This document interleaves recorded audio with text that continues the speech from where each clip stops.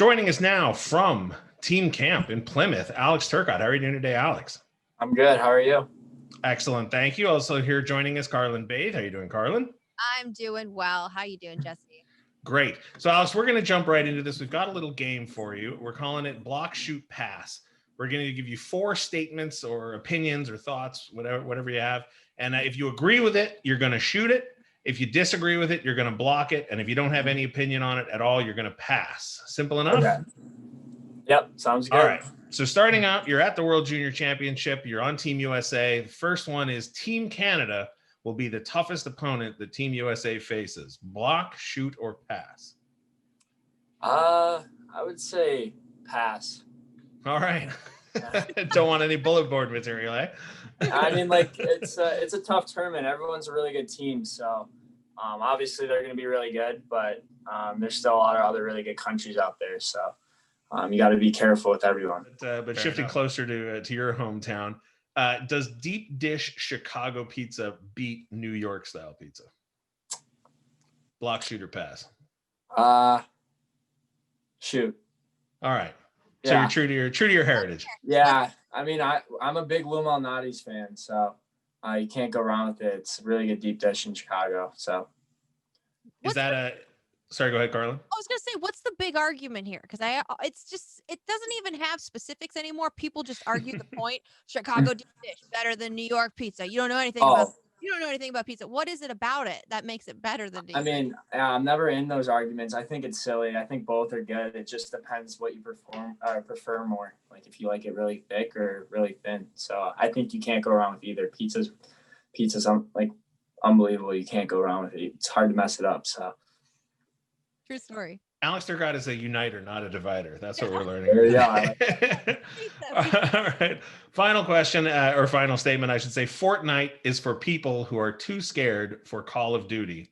Block, shoot, or pass? Shoot. I agree with you. I'm a COD fan. I play Fortnite because I am scared of Call of Duty. Yeah. So, to get Jesse to come over to the COD world. So tell him on it, Yeah. Alex. I mean, yeah, growing up, I was always a COD kid. Like, I always played Call of Duty, and I still do. Actually, I've been playing the new one, so it's been a lot of fun. And Fortnite, like, obviously, I played it. A lot of my friends play it, and they still play it to this day, but I was never really into it, probably because I was so bad. So I could always trust at being good at the new COD. So that'll wrap up our block, shoot, pass portion, but the video game portion is going to continue right now because we want to dive into Call of Duty with you. So Are you playing games right now at camp, and who has the console? What are you playing on? Is there a PC setup there? Tell us everything, because we heard about bubble hockey gaming during the NHL playoffs. So I know it exists. Mhm. You have to let us know how it exists and who's kind of involved with it. Yeah, I think a good amount of guys bought their consoles. We haven't really talked too much about it. We've been pretty busy, so we haven't had much downtime to play video games yet. But I know a good amount of guys brought their consoles. And now, if your coach wasn't listening, though, what's the real answer? No, seriously, like, we've been pretty busy. So I'm sure once we get settled down a little bit into the bubble, the consoles will start coming out. Obviously, we have to be careful with the whole COVID thing. Like, you don't want to be around too many people. So I think it's kind of a good thing to have this, have your PlayStation or Xbox or whatever to kind of keep you busy and keep you in your room and stay safe. So for me personally, I brought my PlayStation and a monitor. So I would say it's pretty nerdy, but I like it. And it's something I enjoy doing on my free time, and we're going to have a lot of it. So. You have a full-blown gaming monitor, like not a TV like, monitor? Yeah, like a legit full-blown. Yeah, it's a tough gaming monitor, so nice. It's good. I like it a lot, but it was worth it for sure. Can we talk about your stats real quick too? What's your KD?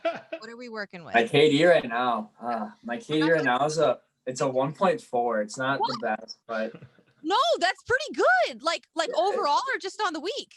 No, overall. Dang. Yeah, You're good. It's hard. Yeah, it's hard with the new one. Like, you play a lot of people that are really good. So the higher up you go, I guess the harder competition is. So, but yeah, it's definitely could get better. But I'm definitely not that bad. I've played a lot of years of COD, so that's probably why. I've got sort of a silly question, Carlin. So when I play Fortnite with my buddies, we're great friends, but we are a lousy team when it comes to video games. We're off doing our own thing, and then we always wind up screaming at each other because we're not backing each other up and getting massacred. Is it easier to play with teammates or with friends at this point? On Call of Duty? Yeah. I play with friends no matter what. Like, even if we're not getting along or whatever, if we do our own thing, it's fine. Like, I think for me, like, video games have always been something to kind of like interact with my friends when we're not together, and like kind of laugh and have a good time. And it's never too serious. So if we lose, we lose, whatever. But you just want to have a good time. So that's how I view it. I don't really. I mean, obviously, I try in most everything I do. So I want to do good in the video game, but it's all about having fun too. I got 2 more questions before I send it back to Jesse, so we don't have to talk about video games forever. But you've been a leader in your time as a hockey player before, and this is silly to say, but do you feel like that translates well into the world of Call of Duty? Because I played with Nate Thompson before, and his call outs and his ability to just always keep the team moving in one direction, it just screams like, yeah, you play sports, buddy. I get, oh my gosh. Like there was so much communication. It Yeah. well that he has played before as in a team sport. Does that help you at all? Or are you just like, nah, whatever, it's just video games? Yeah, it depends. Like, I think if you're playing other really good people in the game, like, yeah, your competitive nature kind of comes out, and definitely more call outs and playing more objective on like you're playing domination or whatever, and you're trying to win the game. But usually I try to keep it like laid back, and not get too into it, because like obviously that's kind of, you're trying to wind down. And I mean, we're so competitive as hockey players, and that's like our main focus. So it's nice to kind of just relax. But obviously, I'm competitive, so it does come out sometimes, and I think it does definitely help. It's great to hear. Jesse, this is my last question. Like I said. All right. Okay. Other people that you play with on your team, do you have any with you right now at camp? Do you play with anybody that's there? I play with Zegris a little bit. It's hard because he's on Xbox and I have a PlayStation, so we do the cross-platform thing sometimes. I play.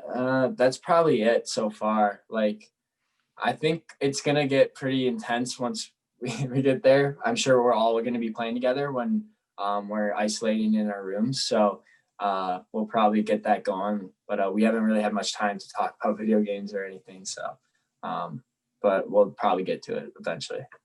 Thank you for entertaining us with all of that. Alex, you mentioned that you're competitive and you try and win in everything you're doing, but in a situation like the World Junior Championship, it's a short tournament.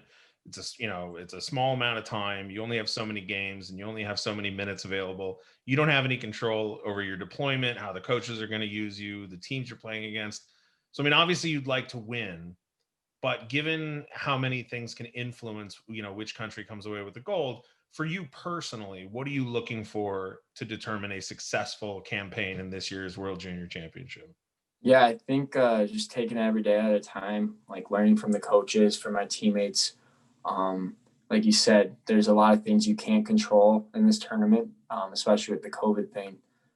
There's a lot against everyone at this tournament, more so than ever. So for me, I think just coming close as a team, like building those relationships and just being good teammates with each other, I think that's going to give our team the best chance to win. I think we have tons of talent, but I think the closer we are, that's going to translate with our talent. So, and then for me personally, like, I think just all you can really control is how hard you work and being a good teammate. So that's just what I'm trying to do this tournament. There's 3 guys on Team USA from the Kings, including yourself. You've got Arthur Kaliev and Brock Faber there with you, but you also have guys like Jordan Spence, who was in your draft class but plays for Team Canada. You've got Tobias Bjornfoot out there in Sweden. Obviously, you haven't had a chance to interact with them yet, and I don't know what it'll be like with the bubble, but do you get a chance during international tournaments like this to sort of get to know the other guys, Kings prospects that are playing for other countries? Yeah, to be honest, not really. Like, you're usually just with your team. Usually, like last year at the tournament, you're still kind of in a bubble in a sense where you're with the team, you're doing everything together. You're hanging out with those guys. You don't really want to be hanging out with the opponents. So Sure. yeah, but now especially with COVID, like that's you just don't really get to see those guys. Luckily for me, I was at development camp last year, so I do know Toby and Jordan. I got to meet them, and so I know them, but I know we're all kind of just we all have the same goal. We're on different teams, but I know all of our goal is we want to win the World Juniors, and that's what we're coming to do. So. Alex, at the time of this recording, it's being reported that January 13th is the target to start the NHL season. And there were rumblings of what's it's going to look like, and it's getting more and more narrowed down. Jesse was mentioning before we recorded, one of the things that could happen is an expanded roster, meaning someone like yourself could find yourself in a position to step up and be there for the big club. When you think here and see about all of this news, do you have a sort of goal for yourself this season, or maybe something you've been talking about with your agent or your parents where you're like, I think I could make this happen this year if the season kind of pans out this way?